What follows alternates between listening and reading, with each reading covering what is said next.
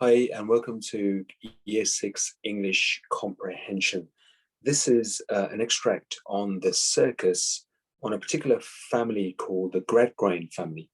Mr. Gradgrind is an exceptionally strict father and a strict parent. He believes that children should be brought up very strictly, and they should learn as many facts as they possibly can.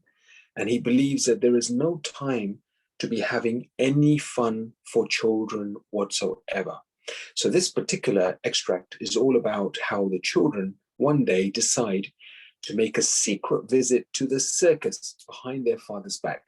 But their father manages to catch them. I wonder what happens next. Well, you read the rest of this particular extract and answer the questions. And in our next class, we'll be going through these questions with you one by one. We'll see how you've done. Good luck with these.